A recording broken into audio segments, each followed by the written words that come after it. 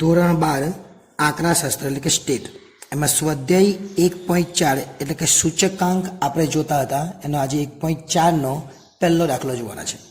સૌપ્રથમ દાખલો કઈ રીતના છે એ સમજીએ। મધ્યમ વર્ગના કુટુંબોની અંદાજપત્ર તપાસ પરથી નીચેની માહિતી આપણને મળેલી છે। 2013 ના સાપેક્ષમાં 2015 ના જીવન નિર્વાહ ખર્ચમાં કેટલો ફેરફાર જણાય છે તે આપણે શોધવાનું છે અને સૂચકાંક મેળવવાનો છે। 2013 દરમિયાન કોઈ એક વસ્તુની ખર્ચપાત્ર સરેરાશ આવક આજે 15,000 છે એ આપણને આવું પહેલી વાર આવ્યું છે। એટલે આપણે પહેલાં તો સૂચકાંક ગણી લેવાનો અને પછી આ 15,000નો શું ઉપયોગ થાય એ પછી હું જણાવું। પહેલાં આપણે સૂચકાંક જે ગણવાનો છે એ કેવી રીતના ગણવાનો, તો સૌપ્રથમ આપણને ભાર આપેલો છે। ભાર એટલે શું?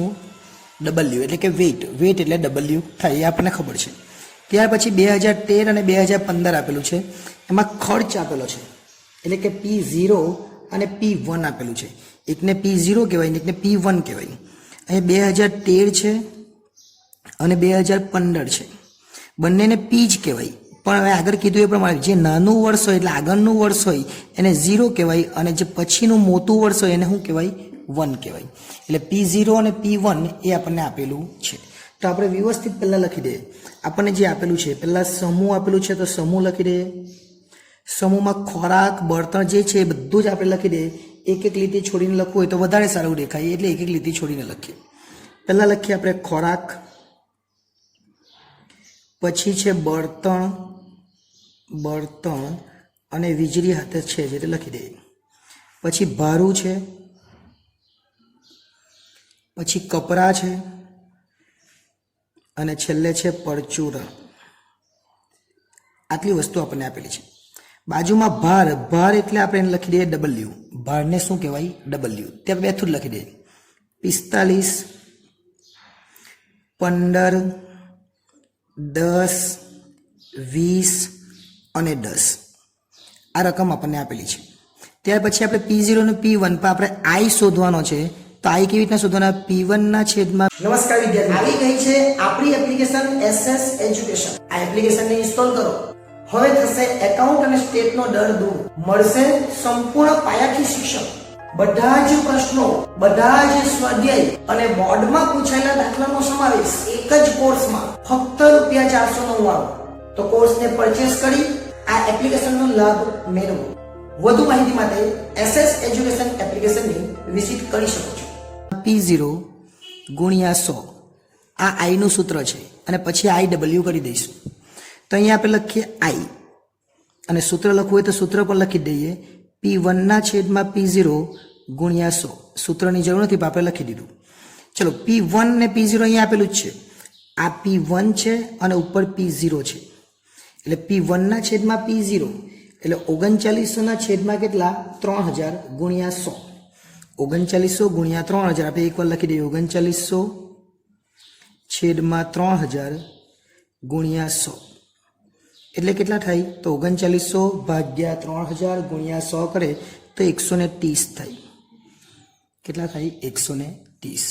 એ જ રીતના પછી 1850 ભાગ્યા 1450 એટલે 1850 ભાગ્યા 1450 ગુણ્યા 100 કરવાના। આ 1850 ભાગ્યા 1450 ગુણ્યા 100 કરીએ એટલે 127.59 આવે। ઓકે, ચલો ત્યાર પછી 2400 ભાગ્યા 1500 કેમ કે આ P1 ના છેદમાં P0 આપણે સૂત્ર જોયું, આ P1 છે ને આ P0 આ બધાના છેદમાં જે નીચે છે એના છેદમાં ઉપરવાળો આવશે તો 2400 ના છેદમાં 1500। 2400 ભાગ્યા 1500 ગુણ્યા 100 તો 2400 ભાગ્યા 1500 ગુણ્યા 100 કરે એટલે 160 આવશે, 160।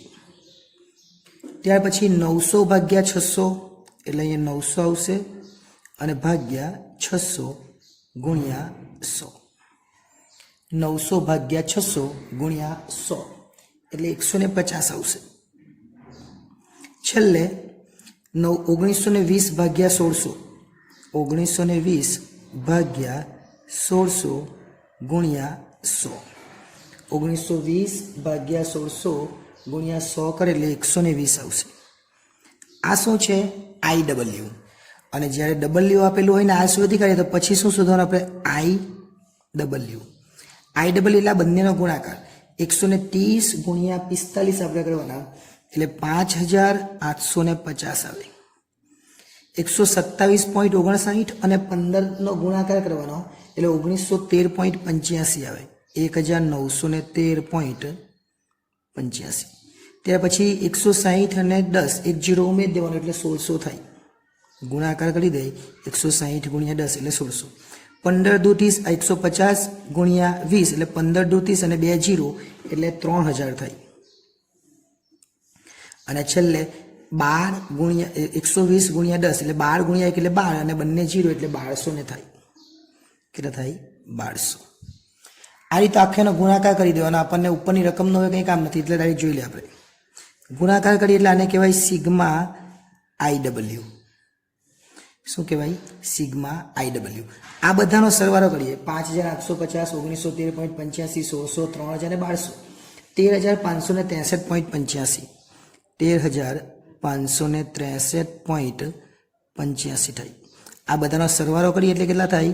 13563.85 અને છેદમાં સિગ્મા W આવવાનો એટલે આનો ગુણાકાર 45 + 15 60 60 ને 70 70 ને 90 ને 100 એટલે સિગ્મા W કેટલા થવાના? 100 થાય. હવે આપણે જે સૂચકાંક માંગેલો છે આપણે શોધી કાઢીએ.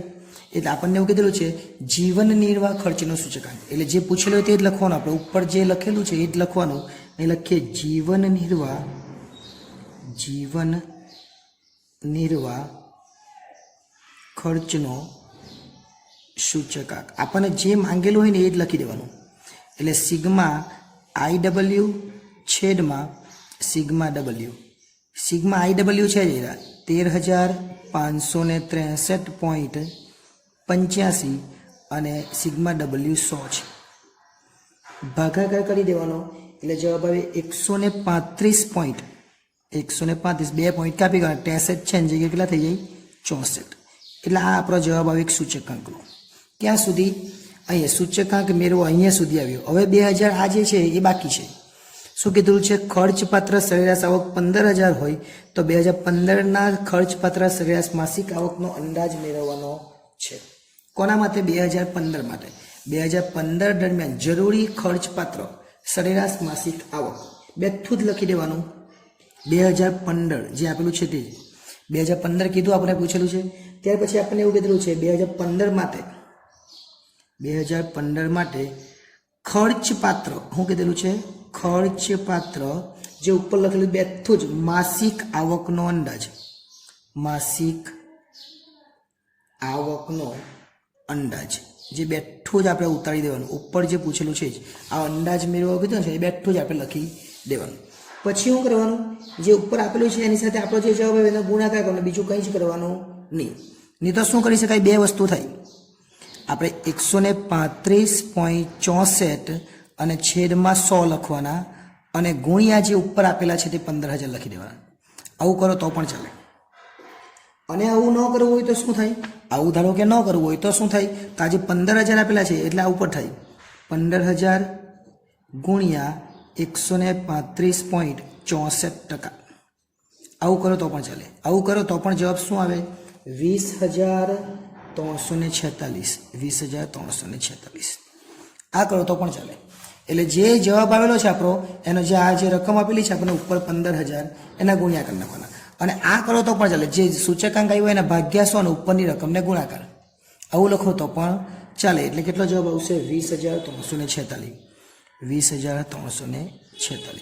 અને જો નહીં સમજાય તો આ પણ ચાલે. ઉપર કેટલા આપેલા છે? 15000. આપણો સૂચકાંક કેટલા આવ્યો? 135.64. એટલે 15000 ગુણ્યા 135.64%. આટલું લખી દેવું. એટલે ટકાની જગ્યાએ તમે છેદમાં 100 લખો તો પડે. ટકા ડાયરેક્ટ કરી નાખો તો કેટલા આવે? 20346 આવે. એટલે આ રીતે કરો તો પણ કોઈ પ્રોબ્લેમ નથી. પણ એકવાર સૂચકાંક પહેલાં શોધી લેવાનો. ઓકે. આ રીતે આ સરળ દાખલો હતો ને સમજી શકાય એવો દાખલો છે. નેક્સ્ટ ટાઈમ જ્યારે મળીશું ત્યારે આવો જે બીજો દાખલો છે એના વિશે અભ્યાસ કરીશું. આભાર.